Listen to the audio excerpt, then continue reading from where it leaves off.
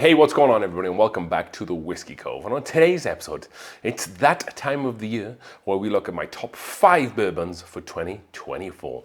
Run the video.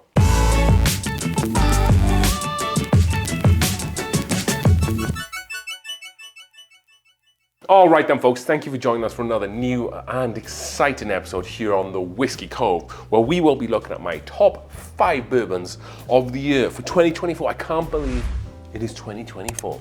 I feel like we were just doing this video a couple of months ago. However, the year has been a great year. We've had a lot of memories. We've had a lot of kind of great times with people that we've been able to meet through the channel and just even at bars and restaurants alike. Bringing people down in the Whiskey Cove, we have made memories to last a lifetime. With that being said, this was a very hard list to come up with. I could have made this 7, but we've normally always traditionally done 5, so we must stick with 5. However, at the end there will be some honorable mentions. With that being said, I have number 5 in my glass, like I did with the rye video if you haven't seen that. This is such a great bourbon. I love this whiskey so much. This whiskey has been around quite a long time, but I've only been able to try it this year, and that's how we do these lists. However, everything else was kind of released this year. With that being said, whiskey number 5, or bourbon number 5 on this list is Blanton's Gold. I really like this bottle of whiskey. This whiskey is insane. Yes, like I said, it's been out quite a while, and I bought it I think last year, but we only cracked it open and got into it this year.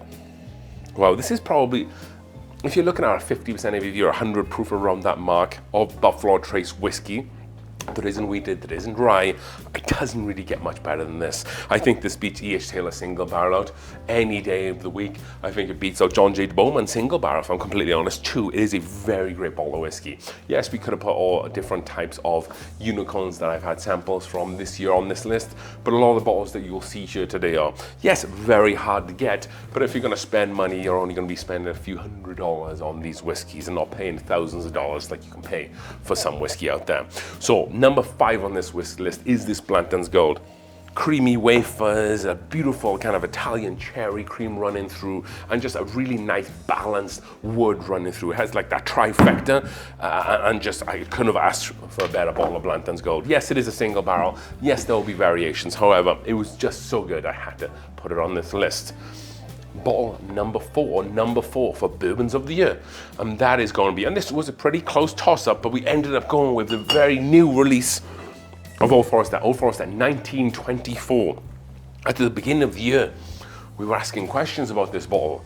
Is this bottle good enough to be worth $130, $140, $150 in some place? How much different is it to the 1920? Then we got the bottle. Didn't taste it. We put it in a blind with all the rest of the Old Forester Fire series lineup. This came out at number 1. It was clearly the favorite. A very, very good bottle of whiskey. If you don't want to spend $125, the 1920 is still a very good option. However, the extra years of age, coupled with the 50% ABV or 100 proof so far, we've had 200 proofers. It's just a really great bottle of whiskey. It has the kind of really nice maple syrup and pancake note. You also, much like the Blantons, you have like a darker cherry note with this one. I would say that's kind of more like bacon cherry. This is like more darker, old-fashioned type cherry, more wood with this as well. Deeper. This is more of like a dessert whiskey. You've just had a big old dinner and you want something a little sweet to help you on the way. You pour yourself a glass of this, and this is perfect for that occasion. Yes, like I said, the price was a little bit high, but it was such a good whiskey. That's why it came in for Bourbon of the Year number 4.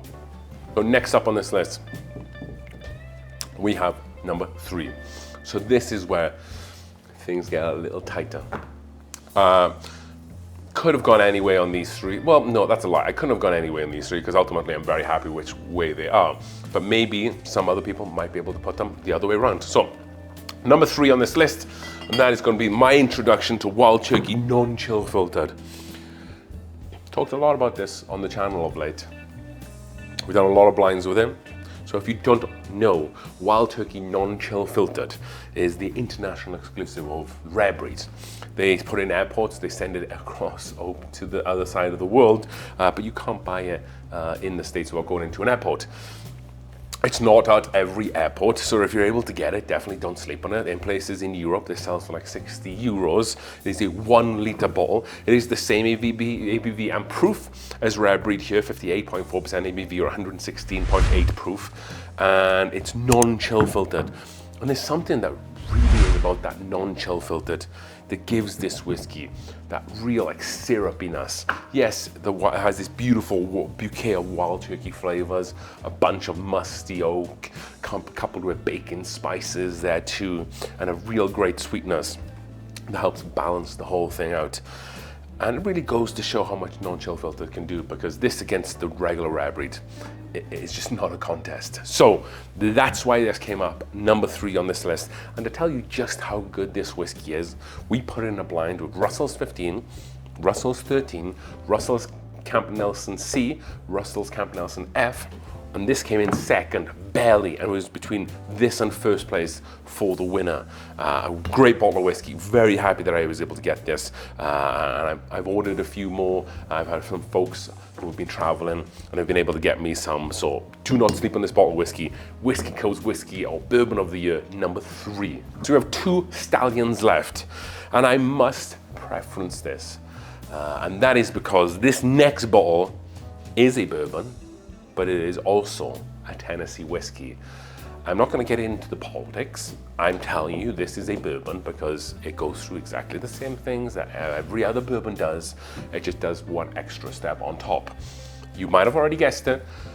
That is because this is Jack Daniel's Coy Hill. This is this year's release of Coy Hill, and this is the first time I have ever had the chance to try Jack Daniel's Coy Hill. And this is also the 3rd bottle of Jack Daniel's that we've had on this list and the rye list, so definitely check that out. So this is coming in at 124.3 proof or 62.15% ABV, and you know what? It drinks like 100 proof. Man, that nose. It has the old school fashioned bubblegum note. It has this beautiful banana bread, like warm, fresh banana bread. That's like, it's like the Jack Daniel's Tennessee Whiskey Barrel Proof on steroids. It's really this good. I paid about $90 for it. I know that sounds cheap, but at MSRP, that's right around where this is. It's a great bottle of whiskey. They've been able to come up with a higher proof whiskey that just drinks so easy. And that's a credit to that kind of mapley sweetness, that charry notes that it has in there, coupled with some of those bananas, those dark cherries, kind of like walnuts. It's a great bottle of whiskey. They've done everything right with this bottle, and it could have easily got number 1 on the Whiskey Cove's Bourbon of the Year. Yes, again, I said bourbon. So with that being said, we will move over second place, and there was only really 1 winner this year. However, let's talk quickly about 3 honorable mentions. Bottle number 1, Wild Turkey 12 year. I picked this up in the summer from a liquor store down in Kentucky called Neat. Yes, even though this is an international release, you can get it at the store and some stores in Kentucky. This costs about $100, aged 12 years. Very good bottle of whiskey. If you get down to Kentucky, go over to Neat, get that bottle. Next up, and it was the Booker's. This is the first Booker's that I bought since like 2021. Blown away by it. This is the 2024 Reserve release. Very good. Wasn't good enough to make the top 5 this year, but let's talk a little bit about how good this was. Booker's brought it back. This had more aged distillate in this bottle, which I felt like previous Bookers have missed throughout the years. So very happy that I was able to get this. And then last honorable mention, Discovery Batch 12, a very great bottle of whiskey. I felt that it needed maybe a tiny bit more sweetness to come through to maybe get into the top 5. However, these 3 can make anybody's top 5 any day of the week. With that being said, let's talk about bottle number 1. So, okay, yes, you guessed it. Bottle number 1 is Russell's 15. Russell's 15 we were able to buy early spring this year.